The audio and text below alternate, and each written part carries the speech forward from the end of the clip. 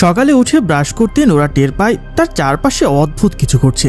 বিপদ বুঝতে পেরে সে এবার আশপাশটা একটু ভালো করে দেখার জন্য যায়। আর তখন সে যা দেখে তাতে যেন তার কলিজা একেবারে ঠান্ডা হয়ে যায়।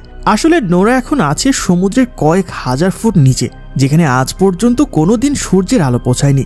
সমুদ্রের এত গভীরে পানির প্রেসার এতটাই বেশি যে তা মাত্র 1 সেকেন্ডেরও কম সময়ে একজন মানুষের শরীরকে পিষে পানির সাথে মিশিয়ে ফেলতে পারে। আর ঠিক এমনই একটা জায়গায় সমুদ্র নিয়ে রিসার্চ করার জন্য বানানো হয়েছে একটা বেস বা স্টেশন। আর এই বেজের ভেতরে থাকে নোরা। সে আমাদের বলে মাসের পর মাস সমুদ্রের এত গভীরে থাকলে বাইরে এখন দিন নাকি রাত সেটাই বোঝা যায় না। এমনকি মাঝে মাঝে তো কোনটা স্বপ্ন কোনটা বাস্তব সেটার পার্থক্য খুঁজে পাওয়া যায় না। কিন্তু তবুও আমাদের দায়িত্ব পালন করতে হয়। তো তার এই কথাগুলো বলার মাঝে হঠাৎ করে পুরো বেজের আলো অদ্ভুতভাবে ব্লিঙ্ক করতে শুরু করে।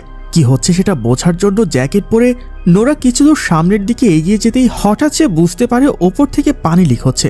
আর এমন দৃশ্য দেখে তার কলিজা পুরোপুরি ঠান্ডা হয়ে যায়, কারণ সমুদ্রের এত গভীরে পানির প্রেসার এতটাই বেশি যে তা 1 সেকেন্ডেই মানুষের হাড্ডিগুলো পাউডারের মতো গুঁড়ো করে ফেলতে পারে। তবে নোরা এর থেকে বেশি কিছু ভাবার আগেই হঠাৎ বেসের দেওয়াল ভেঙে ভেতরে পানি ঢুকতে শুরু করে। তাই জীবন বাঁচাতে নোরা নিজের সর্বোচ্চ শক্তি দিয়ে অন্য একটা করিডোরের দিকে দৌড়াতে থাকে আর ঘুমিয়ে থাকা অন্য ক্রু মেম্বারদের জাগানোর চেষ্টা করে।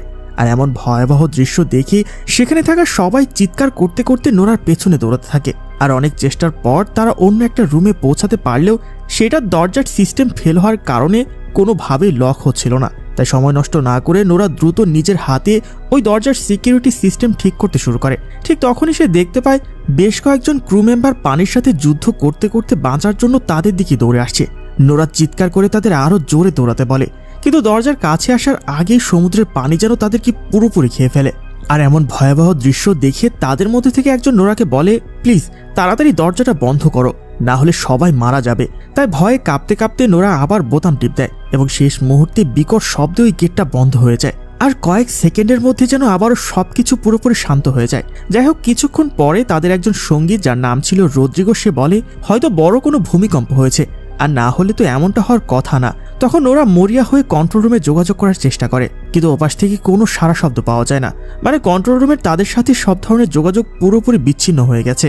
ঠিক সেই মুহূর্তেই তারা কলিজা ঠান্ডা করে দেওয়ার মতো একটা অদ্ভুত শব্দ শুনতে পায়। তাদের মনে হচ্ছিল যেন বেসের বাইরে বিশাল কোনো এক রহস্যময় বস্তু পানির ভেতরে নাড়াচাড়া করছে আর তার ধারালো নখ দিয়ে বেসের দেওয়ালগুলো আঁচড়াচ্ছে। তাই বিপদ আরও বাড়তে পারে ভেবে নোরা আর রদ্রিগো দেরি না করে এসকেপ পথগুলোর দিকে রওনা দেয়। আর ভেঙে দুমড়ে মুচড়ে যাওয়া বেজের ভেতর দিয়ে হেঁটে তারা কোনো মতে সার্ভার রুমে পৌঁছে নষ্ট হয়ে যাওয়া কমিউনিকেশন সিস্টেমটা ঠিক করার কাজে লেগে পড়ে। কিন্তু ঠিক তখনই সেই হাড়হিম করা বিকট শব্দটা আবারও কাছ থেকে ভেসে আসে।